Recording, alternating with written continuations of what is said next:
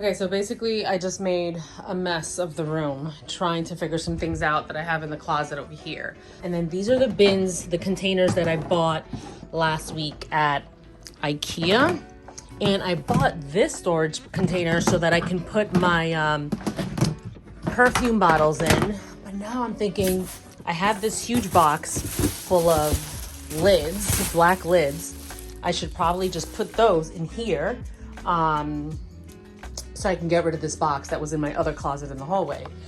But I think I'm gonna need another container because I don't know if all of that's gonna fit. Yeah, I mean, see, that's not all gonna fit in there. So I'm glad I didn't pour it out first. What if I put crinkle paper in?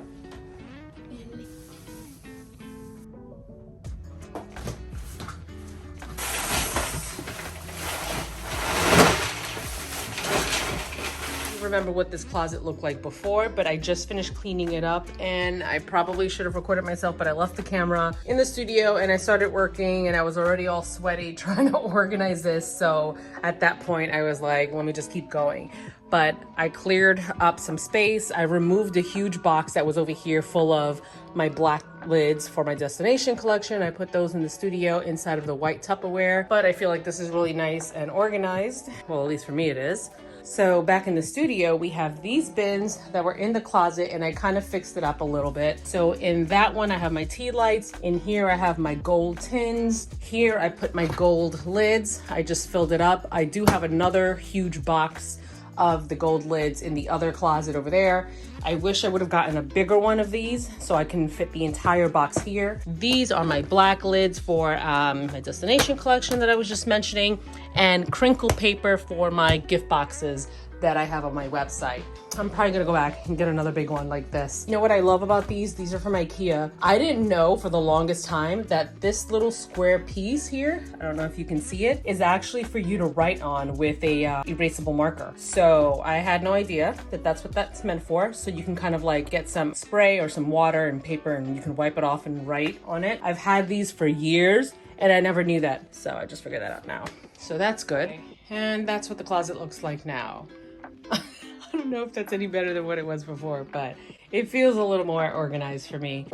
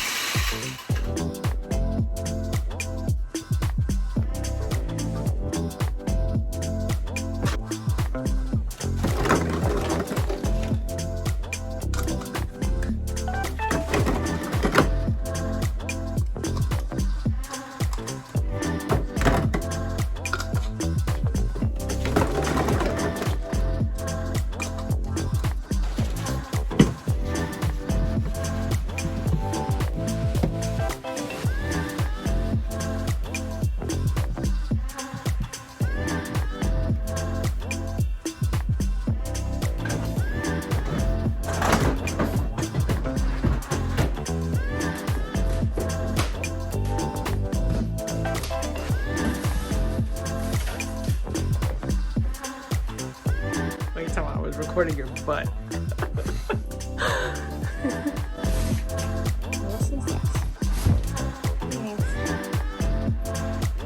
That's not strong.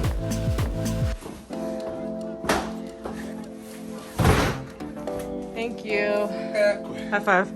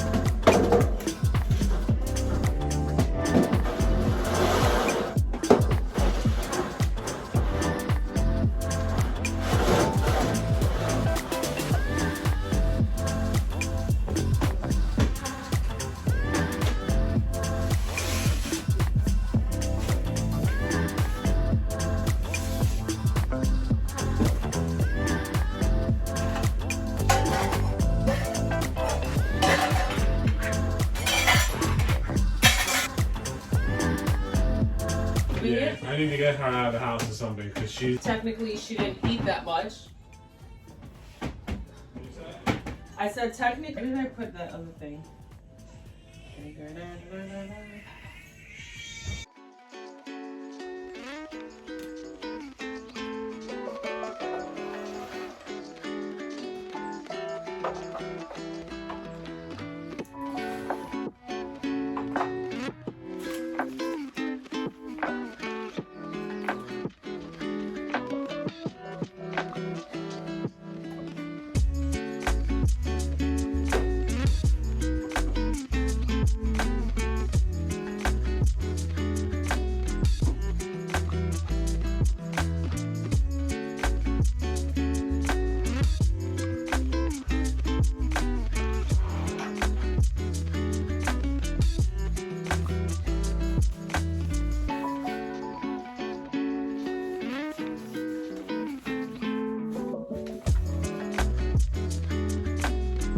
Okay, so I'm going to show you how I clean my pouring station here. I don't do it very often because it's just going to get messy again. And I'll show you what I do to clean my pouring pots, which again, I don't do very often because they're just going to get full of wax.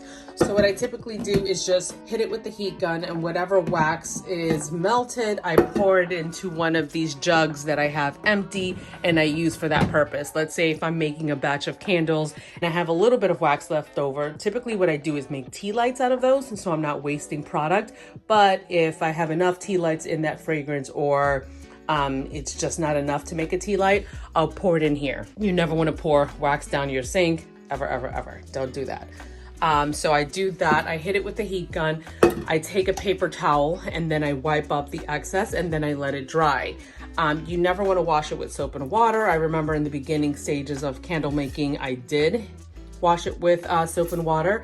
But then I've since have stopped doing that. So I really don't ever wash it with anything. Some people use rubbing alcohol to clean it, but I don't do that either.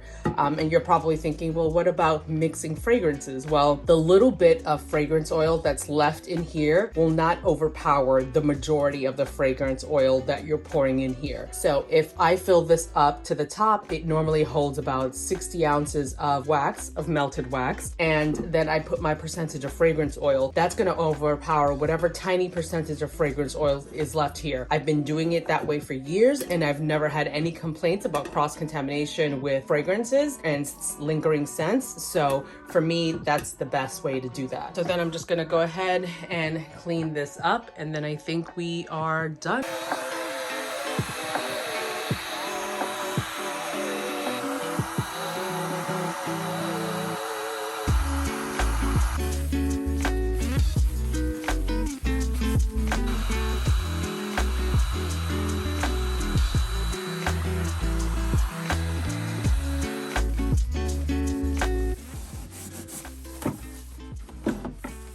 Can't really move this calculator because the wire is being run underneath this box, so that's why I'm just moving around it.